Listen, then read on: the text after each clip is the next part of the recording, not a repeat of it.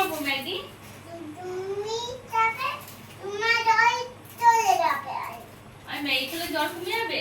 হ্যাঁ ওষুধ খেয়ে জ্বর কমছে না, ম্যাগি খেলে জ্বর কমে যাবে? হ্যাঁ তুমি আমার জন্য এনেছো? হ্যাঁ। তুমি খাবে না? না, তারপর আমি বিরিয়ানি দিলাম। তুমি বিরিয়ানি খেলে তাই খাবে না? দাঁড়াও, ওটা দেখাই। ওটা দেখাই।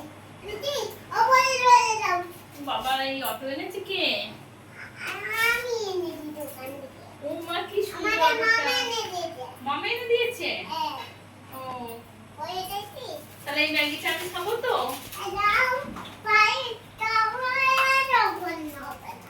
হাই গাইস, দেখো আমার কিন্তু খুবই শরীর খারাপ। সত্যি বলতে আজকে বিছানা থেকে সারাদিন উঠিনি। আর দেখতেই পাচ্ছ, দেখে বুঝতেই পারছো আমার কিন্তু শরীরটা খুবই খারাপ। আর আমার ছেলে দেখো আমার জন্য ম্যাগি এনেছে। বলছে মাম্মা তুমি যদি ম্যাগি খাও তাহলে তোমার শরীর খারাপটা সেরে যাবে। আর তোমরা কমেন্ট করো আমি কি ম্যাগি খেলে কি, এটা ম্যাগি না, সরি এটা ইউপি আছে।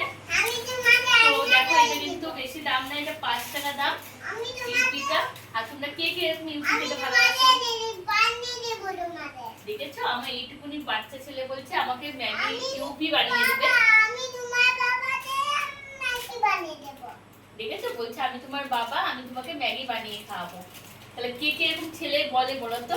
আমার ছেলে তো আমাকে সব কিছু, সত্যি বলতে আমার ছেলে এতটাই মানে কি বলবো আমায় ভালোবাসে আমি জানি না। তোমার ছেলেও তোমার নিশ্চয়ই ভালোবাসে, কিন্তু আমার ছেলে কোনো কিছু যদি আমি মন খারাপ করি না তো তখনই বলে আমাকে এনে দেবো। ঠিক আছে মাম্মা, তোমাকে তুমি মন খারাপ করো না, আমি তোমায় এনে দেবো। আর পাপা মাঝে মাঝে বলে হলো তুই কোথা থেকে আনবি, তুই তো এখনো পয়সা হতে পারবি। তখন বলে মাম্মার কাছ থেকে পয়সা নিয়ে আমি এনে দেবো। তাহলে এইটুকুনি কথাটাই কে বলে বলো তো? আমার ছেলে কিন্তু সবসময় আমাকে বলে। আমার ছেলে শরীর খারাপ, আমার ছেলে বলছে কি হয়েছে তোমার মাম্মা, আমার তোমার শরীরটা ভালো লাগছে না। কিন্তু ও দেখো, চলো পরে তোমার সব ঘটনা বলবো। আজকের মতন শেষ করছি, পরের ব্লগে আবার আসছি। Tata, bye bye, love you, bye by.